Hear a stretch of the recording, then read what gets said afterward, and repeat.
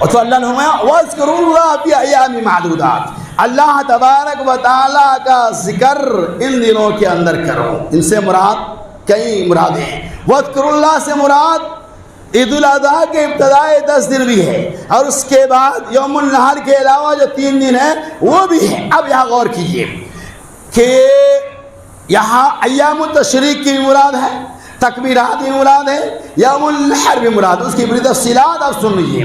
یہاں اصل مراد کیا، قرآن نے کہا کہ وَمَن تَعَجَّلَ فِي يَوْمٍ فَلَا إِثْمَ عَلَيْهِ، اگر کوئی آدمی 2 دن کے اندر ہی جلدی کر لے کوئی حد نہیں، وَمَن تَأَخَّرَ فَلَا إِثْمَ عَلَيْهِ، اور اگر کوئی آدمی 3 دن میں کرے تو بھی کوئی تاخیر کرے تو بھی جائز نہیں۔ اب یہاں مراد کیا ہے، یوم النحر کے بعد مینا کے میدان میں حاجیوں کو 3 دن رہنا لازم ہے۔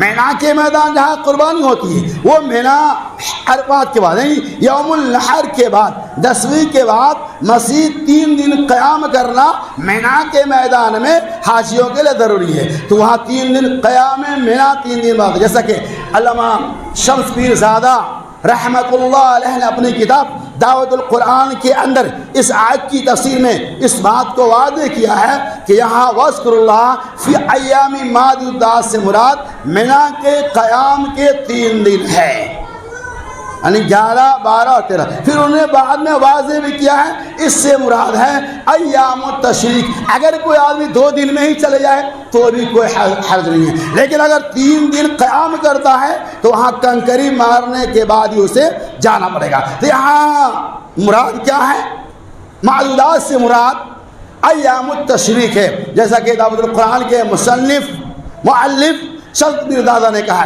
11، 12 اور 13 مراد۔ اور آگے چلیے اسی طرح سے ایام التشریق کی جو مدت ہے، جیسے میں نے بتایا قربانی کے 4 دن، اس کے دلال دیکھیں۔ نمبر 2، اسی طرح سے امام شافعی رحمت اللہ علیہ کے یہاں بھی قربانی کے ایام التشریق کے 3 دن مراد ہیں، 11، 12 اور 13۔ اسی طرح سے امام مالک رحمت اللہ علیہ کے یہاں بھی قربانی ایام التشریق سے مراد 11، 12 اور 13 ہے۔ کئی اقوال موجود ہے، زاد المعاد کے پوری تفصیلات موجود ہے۔ قربانی کے 4 دن، ایک یوم النحر، اس کے بعد اور چلیے امام ابو حنیفہ رحمت اللہ علیہ کے یہاں ایام التشریق سے مراد، غور دنیا ایام التشریق سے مراد 11 اور 12 ہے۔ گویا کہ امام ابو حنیفہ رحمت اللہ علیہ ایام التشریق سے مراد صرف 11 اور 12 ہی لیتے، ان کے اپنے قول ہے۔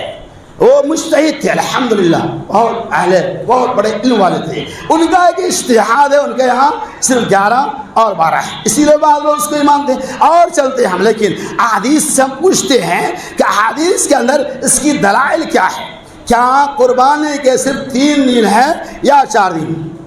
تو پتہ چلا کہ یوم النحر الگ ہے اور ایام التشریق الگ ہے۔ ایام التشریق کہتے ہیں 11، 12، 13، جیسا کہ شمس پیر زادہ رحمۃ اللہ علیہ، امام شافعی رحمۃ اللہ علیہ، امام مالک رحمۃ اللہ علیہ اور دیگر محدثین کے فتاوے بھی موجود ہیں۔ ان فتاوے کو جانا دو۔ نبی اکرم صلی اللہ علیہ وسلم کی تعلیمات، عن انس رضی اللہ عنہ ان رسول اللہ صلی اللہ علیہ وسلم نہا عن صوم 5 ایام فی السنہ، یوم الفطر ویوم الاضحیٰ وایام التشریق و3 ایام تشریق، رواہ مسند احمد۔ پہلے آپ ترجمہ سنیں۔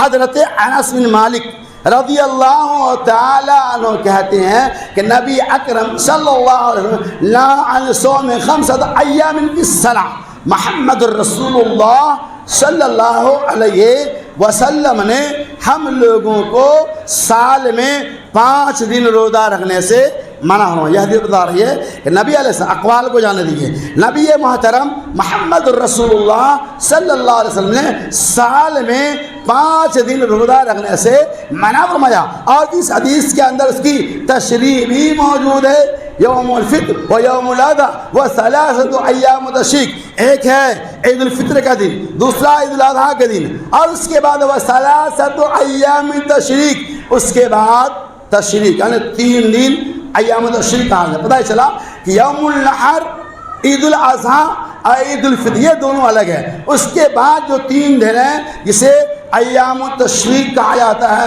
قربانی کے دن کہا جاتا ہے، ہم ان 3 دنوں کے اندر بھی قربانی کر سکتے ہیں۔ اس کی سند موجود ہے۔ پہلے دن کی قربانی کو یوم النحر کہا جاتا ہے اور اس کے بعد کی قربانی کو ایام التشریق کہتے ہیں۔ تو یہ حدیث یہ بتلا رہی ہے کہ یوم النحر کے بعد کتاب و سنت کی روشنی میں مزید 3 دن اور قربانی کے جائز ہے۔ یہ اور بات ہے کہ ہم اس پہ عمل کریں یا نہ کریں، وہ الگ مسئلہ ہے، یہ ہماری اپنی کوتاہی ہے، یا ہم یہ سمجھتے ہیں چونکہ نبی اکرم صلی اللہ علیہ وسلم نے ارشاد فرمایا قربانی سب سے افضل قربانی یوم النحر، یعنی پہلے دن کی قربانی سب سے زیادہ افضل اور سب سے زیادہ ثواب والا ہے، اس کے اندر اجر زیادہ ملنے والا ہے، یہ حدیث ہے۔ اس کے بعد آپ ایام التشریق کے پہلے دن میں کریں گے تو 10ویں دن جو آپ نے قربانی کی ہے اس کے مقابلے میں دوسرے دن کی قربانی میں کم ثواب ملے گا۔ پھر آپ تیسرے دن کریں گے دوسرے کے مقابلے میں کم ثواب ہوگا، پھر چوتھے دن کریں گے تیسرے کے مقابلے میں تھوڑا ثواب میں فضیلت کے اعتبار سے کم و بیشی ہو سکتا ہے، لیکن سنت ہے 4 دن قربانی کرنا۔